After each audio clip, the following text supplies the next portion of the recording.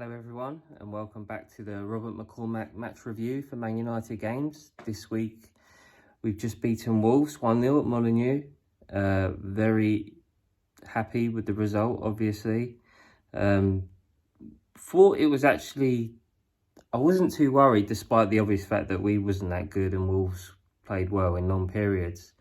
Bar the chance for that Wan-Bissaka cleared off the line and De Gea save, I wasn't actually that worried, and I did feel we had a goal in us, despite, as I say, some poor performances from some of our players and some good ones from theirs. Anyway, so we won 1-0. Good goal from Greenwood, 3-3. Just looks the absolute business. Really starting to understand why so many people talked about him from such a young age. It's getting me excited, falling in love with him, no doubt about that. He's the real deal, and I think he's going to score a lot of goals for England and obviously Man United if he keeps a level head and stays fit. De Gea had a lot of criticism, I think, some fair, some not fair, in the last few months. Obviously made a great save today. The first part of the double save was standard, but the reaction was excellent, and you have to give him credit for that. And to be fair, since the first 3 games, De Gea hasn't done much wrong. His distribution could have maybe been a bit better at times and that, but no, I think he's done well, De Gea. And I was under the illusions that Dean Henderson would come back in after the international break, but I think especially on today's performance, I think it'd be unfair to drop De Gea, to be honest. So it'll be interesting to see what Oli goes with, because I think it was clear that he wanted to get rid of De Gea in the summer, and it was just the fact that no one wanted him was the reason why he was still here. But I think De Gea's had, he didn't make any mistake for the goals that we conceded in the first 2 games. And I know a lot of people saying, well, that's our first clean sheet in 10 or something, but he's done his bit and he's done well. And if it wasn't for him, we wouldn't have won the game today. There's no doubt about that. So that's good. It's good from De Gea. Wan-Bissaka, I thought, obviously excellent for the clearance off the line. That was a really good piece of defending. I'm still, jury's out, I think, on Wan-Bissaka, but that was fantastic. Absolutely no doubt about that. Apart from that, I thought he just, I thought he couldn't control Traoré, but in his defence, I'm not sure who can, because I think you just see with Traoré today, the first half in particular, that just sums up what Traoré is.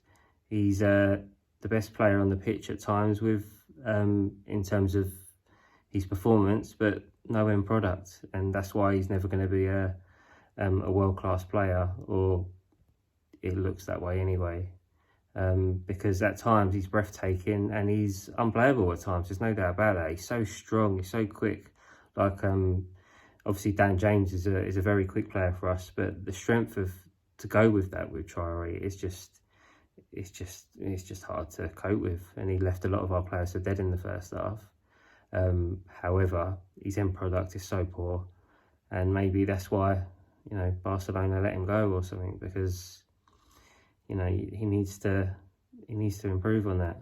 But he could do. You just don't know, because if he gets that right, then any team would like to have him in their squad. There's no doubt about that. Varane, good debut. I was not overly impressed, but I wasn't underwhelmed. It's his first game in the Premier League. Not like it's an easy home match or something. It's a away match where the fans are against you and that. So yeah, a couple of shaky moments, but I thought he did well, and I'm very happy with the signing. Maguire, I thought was quiet. I didn't notice anything in particular that he was bad at or good at. I just thought he had a kind of a steady game, and I thought that with Luke Shaw as well.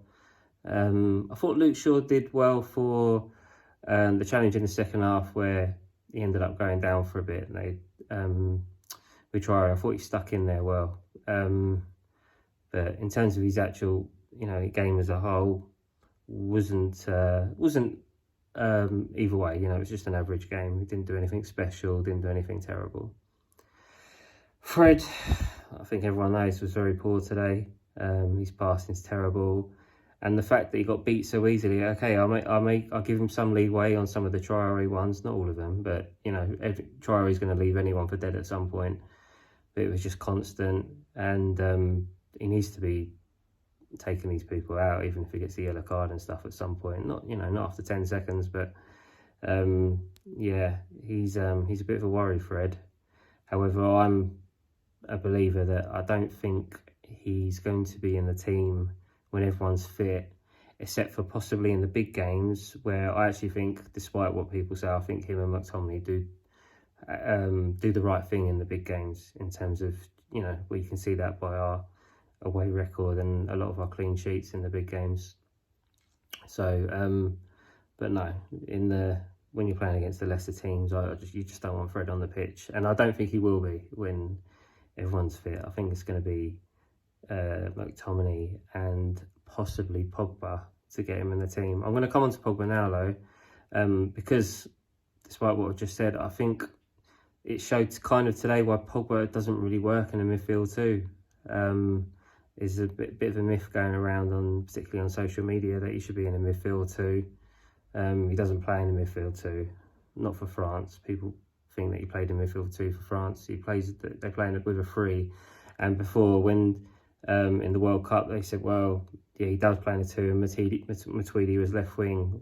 If you watch the game, you'll know that's just not the case, because every time Pogba ventured forward, which is all the time, Matuidi was cutting him inside in a deeper role. So no, Pogba's not there. However, with the fact we've got so much attacking talent, I can see, certainly against the lesser teams, I can see Ollie gambling in terms of putting him in there, telling him not to, you know, be a nutcase in terms of getting there up and down. But yeah, we'll see with that. Forward line, Sancho, you know, it's his first start. Wasn't that impressed, but you know, as I say, he's going to take time to adjust. I've got no real worries about that. We'll find out if he's a player in time. It's only, we can't judge him on the Bundesliga. We're not going to judge him after a couple of games. Let's hope he's a star. We'll find out. Dan James is a strange one, because if you going by social media, you'd think Dan James is the worst player in the world, and if you talk to anyone in the flesh, they'll say that he's a good squad player.